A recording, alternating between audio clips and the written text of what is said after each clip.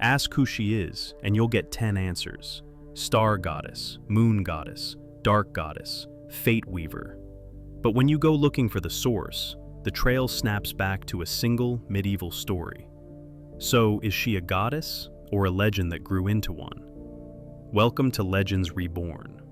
Tonight, we're following Arianrhod the only way you can follow her without guessing, by tracking the layers.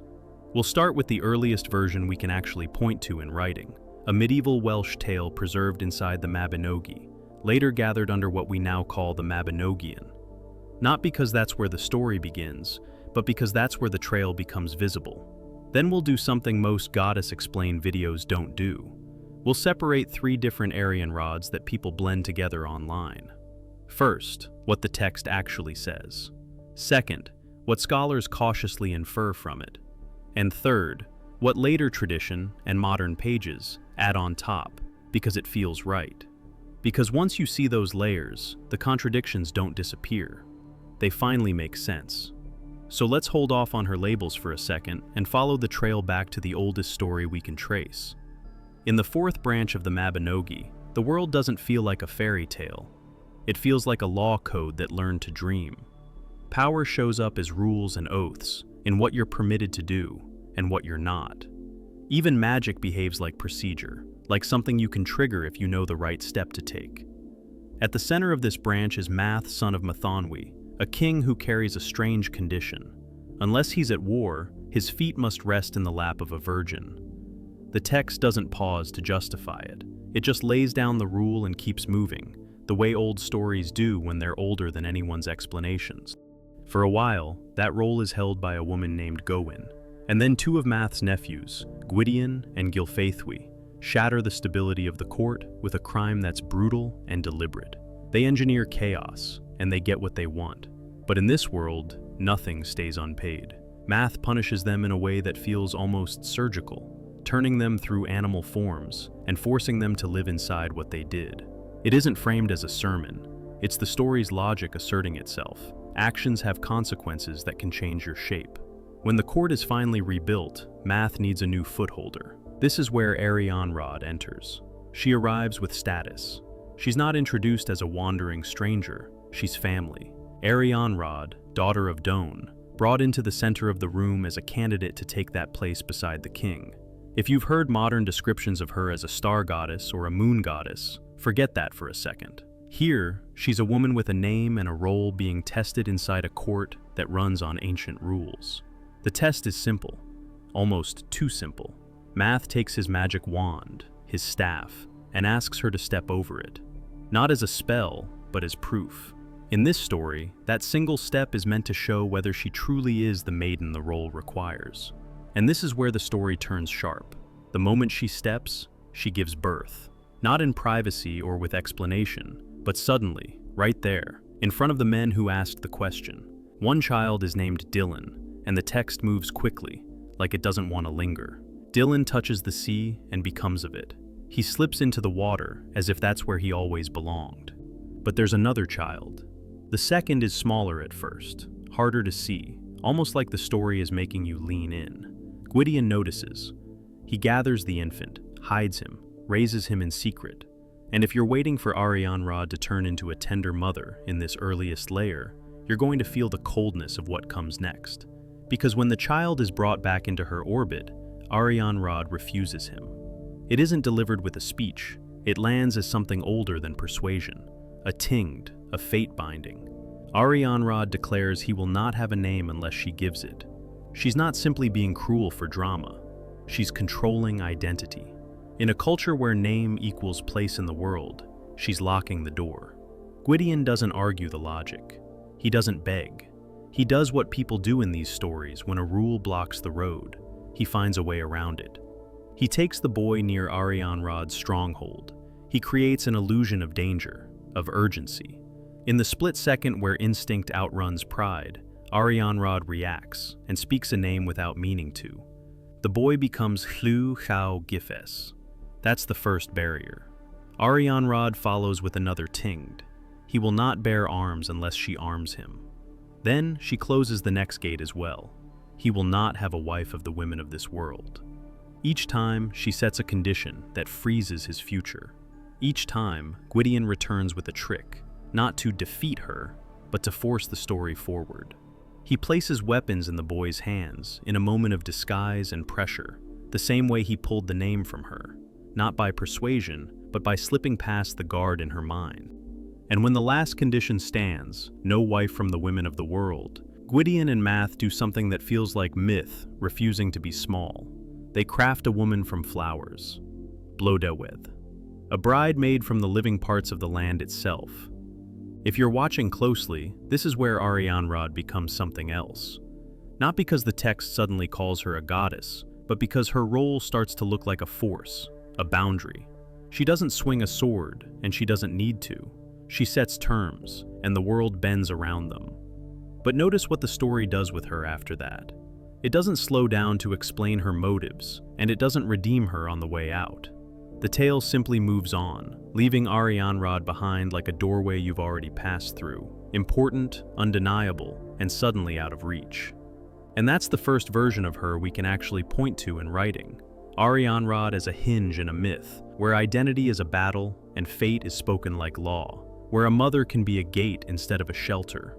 Now keep that version in your mind, because once this story leaves the manuscript and enters the modern world, the labels start piling up fast, and not all of them come from the same place. If you type Arianrhod into a search bar, the tone changes immediately. The pages don't treat her like a character inside a single medieval story.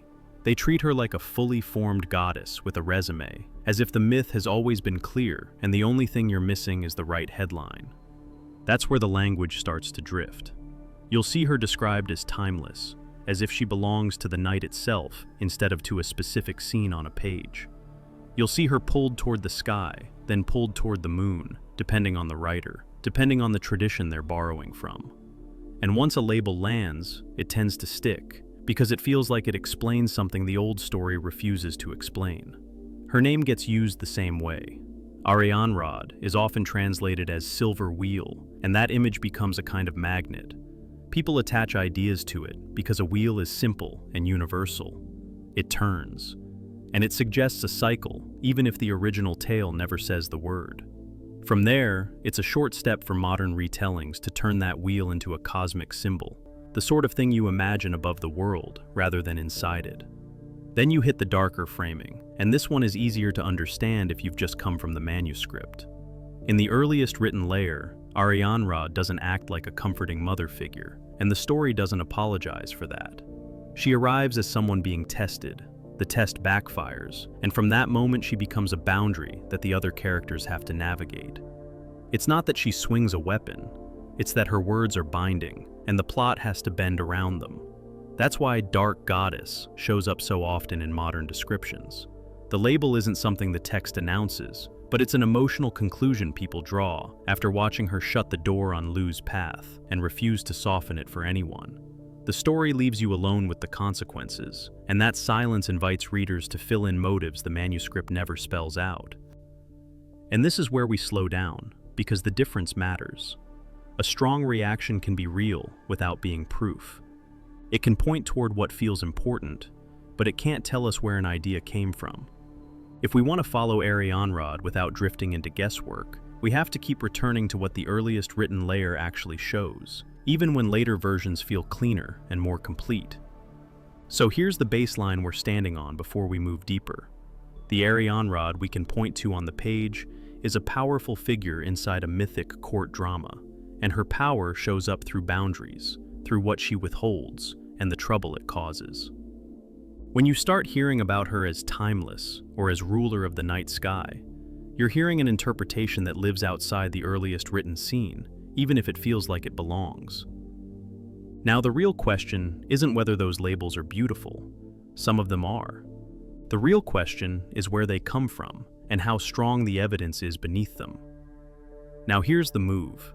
We stop letting the modern labels lead, and we let the trail lead instead. We're going to step out of the story for a moment and look at what we can actually support, what the text shows, what scholarship cautiously suggests, and where the internet starts speaking with more certainty than the sources ever do.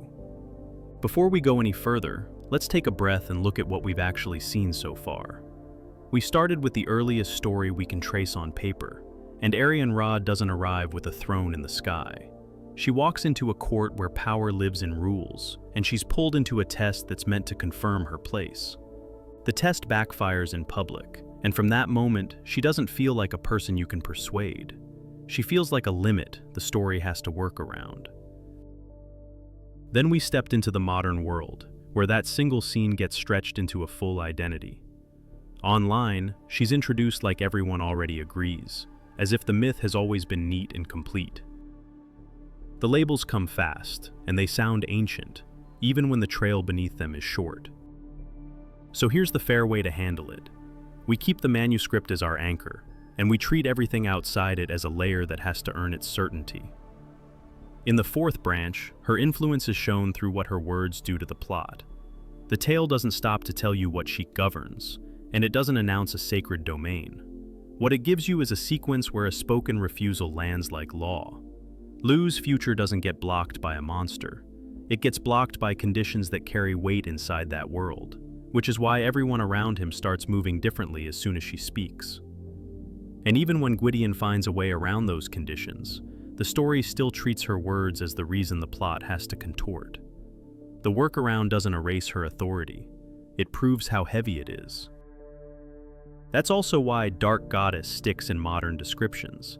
It's not a title the tale prints on the page.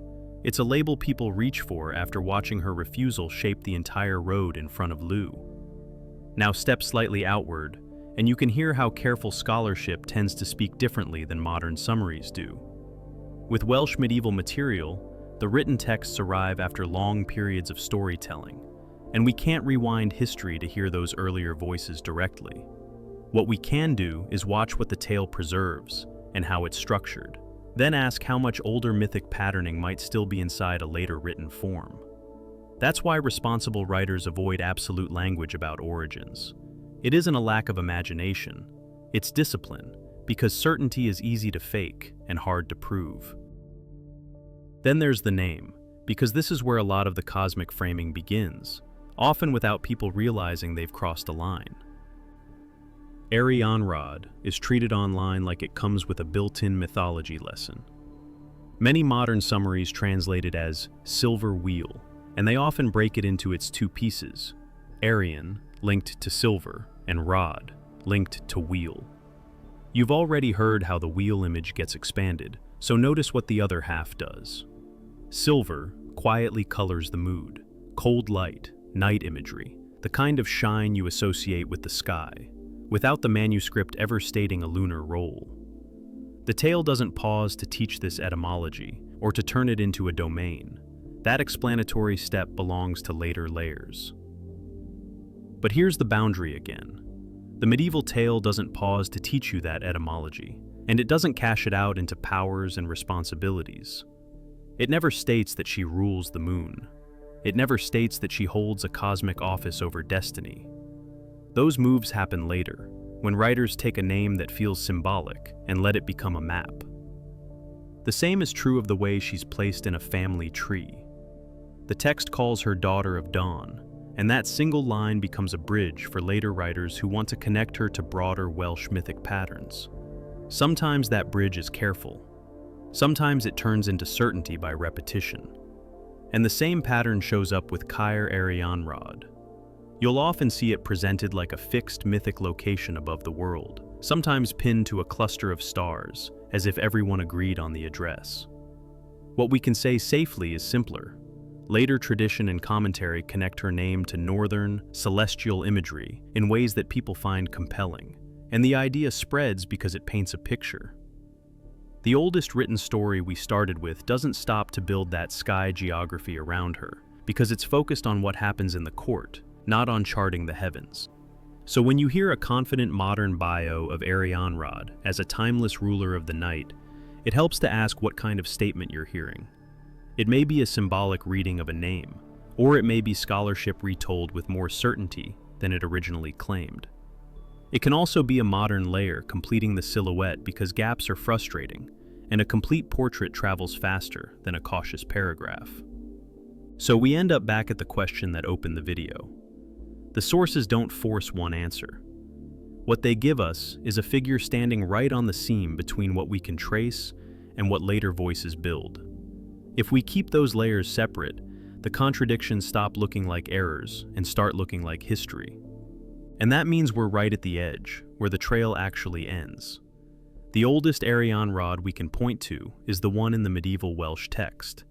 That's the layer we can hold in our hands. Everything people call her after that, Silver Wheel, Star Fortress, Moon Goddess, Dark Goddess, doesn't all come from the same place. The labels gather over time, shaped by reading and reinforced by tradition, until modern retellings repeat them faster than the footnotes can follow. And none of that is an insult to the myth. It's just how myths survive.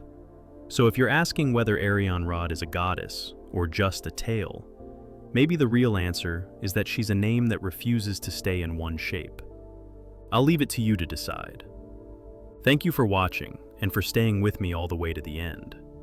Arianrhod can hit hard, especially if you look only to first written text. So it means a lot that you chose to spend your time here.